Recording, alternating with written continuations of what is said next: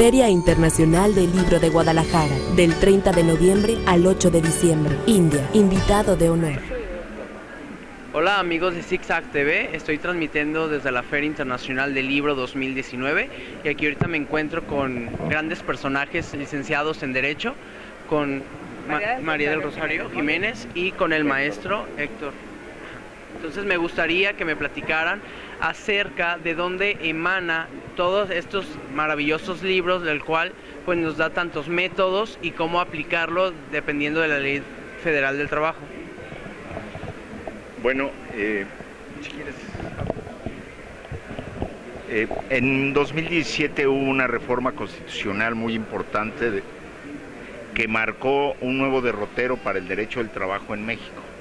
La reforma tuvo como objetivo sentar las bases para que hubiese libertad, democracia y negociación colectivas reales, a través de que los trabajadores tomaran las decisiones de sus destinos laborales mediante el voto personal libre, secreto y directo. Y también en esa reforma constitucional se estableció que desaparecería el actual sistema de justicia laboral constituido por juntas de conciliación y arbitraje para ser cambiado por un sistema de tribunales laborales que van a pertenecer a los poderes judiciales laborales. De esa reforma emanó este primer libro que trata sobre una reflexión que hicieron en su momento ocho tratadistas, dentro de los que se encuentran magistrados, abogados sindicalistas, abogados empresariales, que era una concepción de cómo veían la reforma constitucional y qué se esperaba de la ley laboral, que posteriormente se votó ahora el 1 de mayo de 2019, del que tratan los otros dos libros. También me gustaría que nos hablara un poquito aquí la licenciada de qué es lo que los modelos a aplicar y todo lo relacionado a lo que es la Ley Federal del Trabajo, y más que nada quiero una visión para que no solo licenciados en Derecho sepan, sino que toda la gente, que conozcamos sus derechos, que conozcamos nuestros propios derechos. Entonces no sé qué nos podría comunicar. Con motivo de esa reforma constitucional se emitió una Ley Federal del Trabajo que modifica 470 artículos de la que le precede, que es reforma laboral a debate, donde una serie de tratadistas, de manera muy accesible, con un lenguaje muy entendible, explican cada una de las cosas que tuvieron que ver con esta reforma, como los antecedentes que desarrolla el procesalista Enrique Larios y académico, la parte de la conciliación que lleva quien fue rector de la Escuela Libre de Derecho y un exitoso litigante, Luis Díaz Mirón, una parte de generalidades que hace Gilberto Chávez para que el lector se vaya introduciendo, considerando que todos somos o trabajadores o empleadores, y después viene una etapa de desarrollo de los sistemas de justicia que desarrollamos el magistrado Mercado y yo, y posteriormente una muy interesante tratamiento que se hace de la libertad sindical, la libertad de asociación y la negociación colectiva, con todos los nuevos derechos fundamentales que se ponen de relieve en esta ley, que desarrollan el doctor Alfonso Bouzas Ortiz y Manuel Fuentes Muñiz, que son expertos en materia colectiva. Finalmente se explica cómo va a empezar a funcionar la ley conforme a los transitorios, y lo hace el doctor Rafael Tenazuk. Todos estos temas son explicados de manera muy amable para que el lector entienda perfectamente bien cuáles son los derechos, cuáles son las acciones que derivan de esos derechos y cómo los puede hacer valer.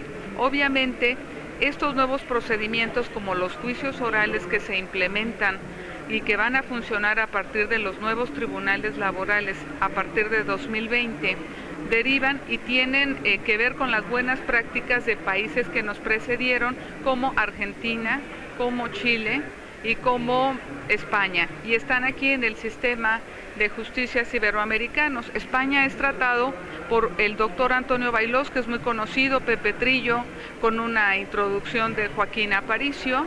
La jueza Paula Díaz, que es una de las más grandes, desarrolla cómo hizo su país para obtener un importante procedimiento de 72 días en Chile, o hasta menos días, con todos los antecedentes y todas las vicisitudes de sus juicios, que además explican y que fueron retomados por México para establecer sus nuevos juicios orales. España también tiene un sistema de una audiencia muy exitoso que hace que los procedimientos tengan una sentencia rápidamente. Ok, bueno, eso suena muy importante. Otra cosa que me gusta y quiero revisar respecto a lo de la Junta de Conciliación y Arbitraje, todo lo que se va a sindicalizar, también este libro nos habla de todos los modelos a aplicar. Hay una parte que desarrollamos el magistrado y yo, donde explicamos que en esta nueva reforma desaparece el tripartismo, migra la justicia laboral del Ejecutivo al Poder Judicial, desaparecen las juntas cuando terminen su rezago, inician los tribunales laborales con el primer asunto, y bueno, el magistrado que participó en el libro podría decirnos todo eso. Bueno, lo que habría que señalar es la profundidad de la reforma laboral y los análisis que en estos libros se hacen en relación a ella. Realmente es una reforma de gran calado. Después del artículo 123 que se contuvo que se elaboró en 1917, la reforma laboral más importante eran las leyes de 1931, 1970 y la reforma de 1980. Esta reforma de 2017-19 rebasa con mucho aquellas reformas, de tal manera que la reforma más importante después del 17 es esta, 102 años después, y sienta las bases de un sistema de justicia laboral totalmente diferente. Son jueces profesionales en lugar de juntas de conciliación donde había representantes de capital y trabajo. Y en lugar de que las juntas de conciliación pertenezcan al Poder Ejecutivo, ahora pertenecerán al Poder Judicial, con lo cual ganarán en autonomía e independencia. Entonces es un cambio profundo, y estos libros lo que hacen es desarrollar a través de diversos autores estas ideas y de explicarlas con una cualidad.